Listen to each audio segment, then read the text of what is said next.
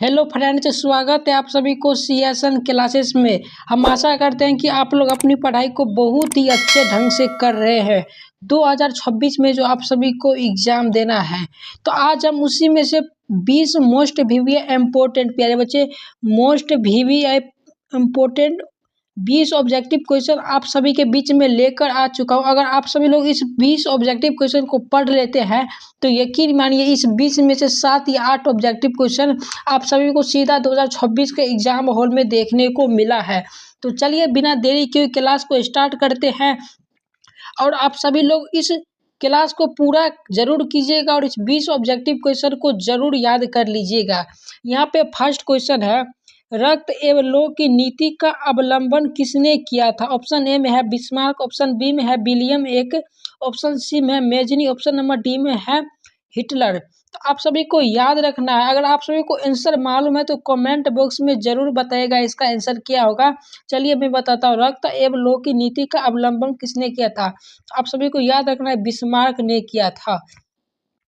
यहाँ पे 2 number question है, 1848 की फ्रांसीसी क्रांति ने किस युग का अंत कर दिया? 1848 में जो फ्रांसीसी क्रांति हुआ उस क्रांति में किस युग को जो कि अंत कर दिया, यही क्वेश्चन है प्यारे बच्चे। ऑप्शन ए में है नेपोलियन युग को, ऑप्शन नंबर बी में है मेटरनिक युग का, ऑप्शन नंबर सी में है पुरातन युग का, ऑप्शन नंबर डी में है इनमें से कोई नहीं। तो आप सभी को याद रखना है मेटरनिक युग को जो कि है 1848 के फ्रांसीसी क्रांति के बाद जो कि है इस युग को अंत कर दिया गया था। ऑप्शन नंबर बी होगा मेटरनिक युग। 3 नंबर हमारा क्वेश्चन है, रूस में कृषक दास प्रथा का अंत कब हुआ? 1862 ईस्वी में, 1861 ईस्वी में, 1860 ईस्वी में, 1863 ईस्वी में। आप सभी को जरूर याद रखना है 1861 ईस्वी में रूस में कृषक दास प्रथा का अंत हुआ। आप सभी को जरूर ये 20 में से 20 ऑब्जेक्टिव क्वेश्चन याद होना चाहिए, तभी आप सबों का एग्जाम वालों अच्छा जाएगा। यहाँ पे 4 नंबर क्वेश्चन है, चेका क्या है? चेका क्या है ये पूछ रहा है, पुलिस दस्ता, सेना की टुकड़ी, पादरी वर्ग या श्रमिक वर्ग? तो आप सभी को याद रखना है चेका एक पुलिस दस्ता है। चेका एक पुलिस दस्ता है। 5 नंबर हमारा क्वेश्चन है प्यारे बच्चे मोस्ट वीवीआई प्यारे बच्चे ये क्वेश्चन है 2026 के एग्जाम में। ये क्वेश्चन 100% कंफर्म है कि ये क्वेश्चन आएगा 2026 के एग्जाम में। यहाँ पे क्वेश्चन है, कागज का आविष्कार किस देश में हुआ? कागज का आविष्कार पूछ रहा है प्यारे बच्चे किस देश में हुआ? जापान में हुआ, जर्मनी में, चीन में या अमेरिका में? तो आप सभी को याद रखना है चीन में हमारा जो कि है कागज का आविष्कार हुआ। और एक और क्वेश्चन इसी पर आता है, मुद्रण, मुद्रण की आविष्कार कहाँ पे हुआ? तो ये भी चीनी होगा। इन दोनों क्वेश्चन को याद रखना है।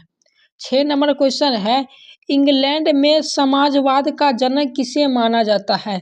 इंग्लैंड में जो कि है समाजवाद का जनक, जनक मतलब राजा हुआ, इंग्लैंड में समाजवाद का राजा किसे माना जाता है? रॉबर्ट ओवन को, सेंट साइमन को, चार्ल्स फूरियर को या एंजिलर को? तो आप सभी को याद रखना है ये सभी ऑब्जेक्टिव क्वेश्चन। रॉबर्ट ओवन को जो कि है इंग्लैंड में समाजवाद का जनक माना जाता है, अभी भी माना जाता है। हमारा 7 नंबर क्वेश्चन है, सविनय अवज्ञा आंदोलन कब और किस यात्रा से शुरू हुआ? सविनय अवज्ञा आंदोलन पूछे या डांडी यात्रा पूछे, बात बराबर हुआ प्यारे बच्चे। जो कि है सविनय अवज्ञा आंदोलन किस आंदोलन और कब शुरू हुआ? ऑप्शन नंबर ए में है 1930 अहमदाबाद, ऑप्शन नंबर बी में है 1920 गोरखपुर, ऑप्शन नंबर सी में है 1922 चंपारण, ऑप्शन नंबर डी में है 1930 डांडी। तो 1930 डांडी ही ऑप्शन नंबर डी होगा प्यारे बच्चे हम सबका। इसका आंसर ऑप्शन नंबर डी होगा। इन सभी क्वेश्चन को जरूर याद कीजिएगा, इन्हीं में से प्रश्न पूछेगा, बिहार बोर्ड या यूपी बोर्ड हो या झारखंड बोर्ड, यही में से क्वेश्चन आएगा। यहाँ पे 8 नंबर क्वेश्चन है, हुआ आंदोलन के नेता कौन थे? हुआ आंदोलन का नेता कौन था?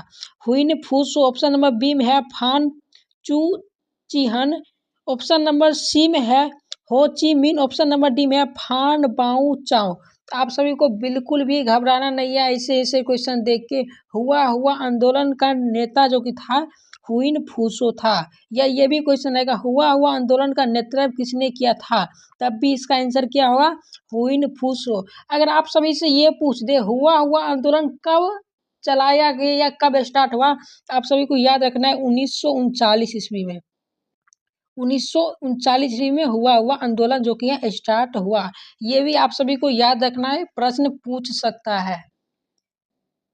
9 नंबर क्वेश्चन हमारा है मेटरनिक ऑस्ट्रेलिया का क्या था, मेटरनिक ऑस्ट्रेलिया का क्या था, सेनापति था या चांसलर था या राजा था या प्रधानमंत्री था। तो आप सभी को बिल्कुल भी घबराना नहीं है, ऐसे ऐसे प्रश्न को देखकर मन को शांति करिए और सीधा टिक मार दीजिए चांसलर में। मेटरनिक ऑस्ट्रेलिया का चांसलर था।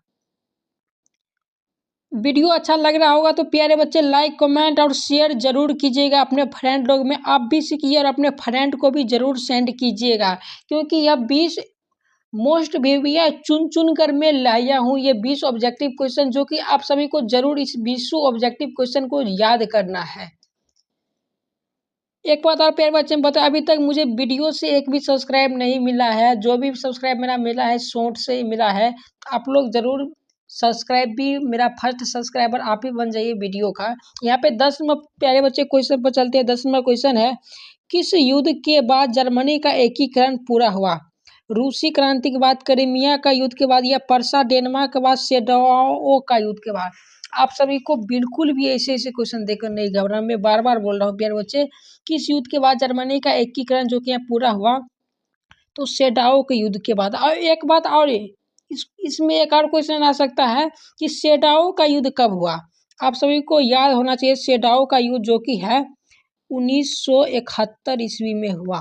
सेडाओ का युद्ध 1971 ईस्वी में हुआ, बिल्कुल आप सभी को याद रखना है ऐसे ऐसे प्रश्न। हमारा 11वां नंबर प्रश्न है रंफा विद्रोह कब हुआ, रंपा विद्रोह कब हुआ प्यारे बच्चे, रंपा विद्रोह कब हुआ, 1918 में, 1917 में, 1916 में या 1919 में। आप सभी को याद रखना है यहाँ पे प्यारे बच्चे रंपा है, रमिया नहीं, रंपा है, टाइपिंग मिस्टेक हो गया है, वहाँ पे प्यारे बच्चे रंपा है, ऐसे है, ये है रंपा जो कि ये विद्रोह कब हुआ, रंपा का विद्रोह कब हुआ, तो आप सभी को याद रखना है 1916 ईस्वी में हमारा रंपा का विद्रोह हुआ।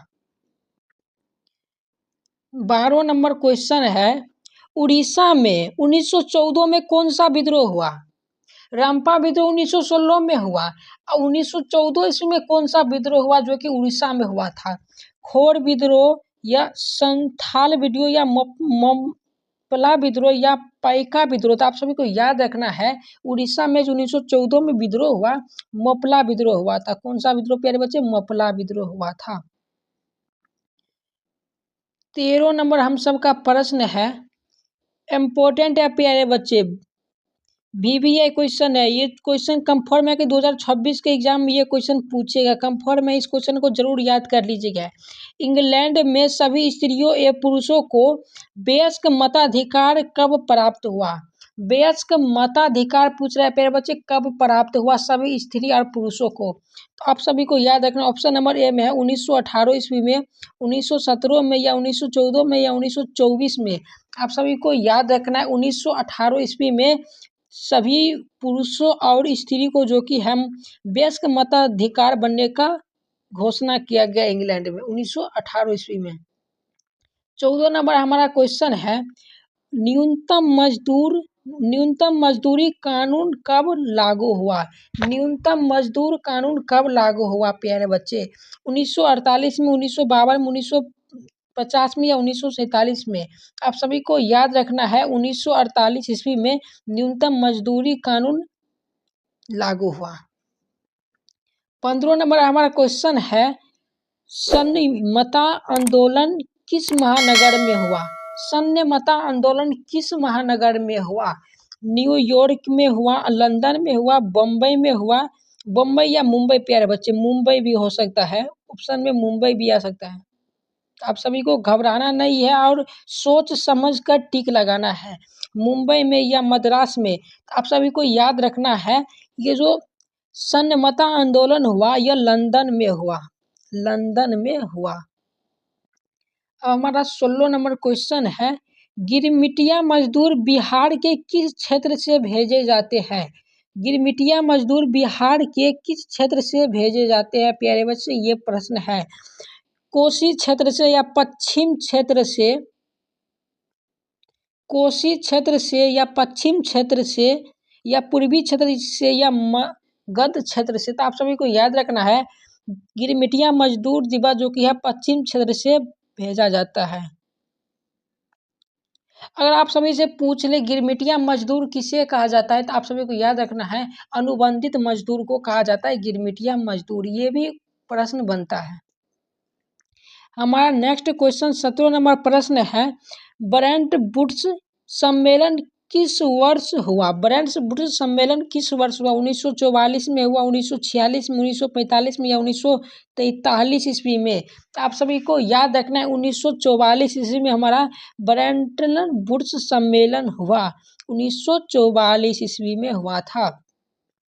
हमारा 20 नंबर क्वेश्चन है, काजीरंगा नेशनल पार्क कहाँ है? असम में, उत्तराखंड में, सिक्किम में या मिजोरम में? तो काजीरंगा नेशनल पार्क असम में हो जाएगा प्यारे बच्चे, असम में। 19 नंबर हम सबका प्रश्न है, उड़ीसा किस खनिज का सबसे बड़ा उत्पादक है? उड़ीसा में जो कि है सबसे ज़्यादा किस चीज़ का उत्पादक है? वहाँ पर किस चीज़ सबसे ज़्यादा उगता है या लोग उगाते हैं, या उसका फैक्ट्री है किस चीज़ का? असम तांबा या टीम का, लौह अयस्क का या मैंगनीज का? तो आप सभी को याद रखना है लौह अयस्क का जो कि है उड़ीसा में सबसे बड़ा खनिज, सबसे बड़ा उत्पादक है, वहीं पे सबसे ज़्यादा लोहा होता है। लास्ट और इम्पोर्टेंट प्यारे बच्चे क्वेश्चन हमारा है, काली मिट्टी किस फसल के लिए उपयुक्त है? काली मिट्टी से कौन सी फसल सबसे ज़्यादा उगाई जाती है, ये प्रश्न हमारा है। कपास का, गन्ना का या दलहन का या तेलहन का? तो काली मिट्टी में जो कि है प्यारे बच्चे आप सबको याद रखना है, सभी इंपॉर्टेंट ही मैं बार बार कह रहा हूँ 20 में से 7 या 8 क्वेश्चन 2026 के एग्जाम में आप सभी को देखने को मिलेगा। इसीलिए आप लोग जरूर इन सभी प्रश्न को याद कर लीजिए, और एक बार अगर याद ना हो तो एक बार वीडियो देखिए, लेकिन पूरा प्रश्न को याद करना है। तो काली मिट्टी किस फसल के लिए उपयुक्त है? तो कपास के लिए है, जो कि है सबसे इम्पोर्टेंट माना जाता है।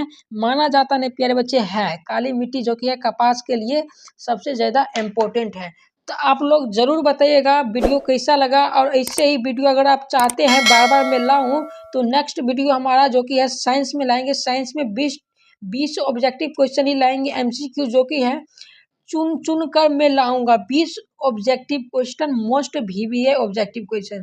तो आप सभी लोग जरूर बताइएगा, और वीडियो को शेयर, लाइक, कमेंट जरूर कीजिएगा, और एक कमेंट, अपना प्यारा सा कमेंट जरूर दीजिएगा। तो चलिए मिलते हैं नेक्स्ट वीडियो में। जय हिंद।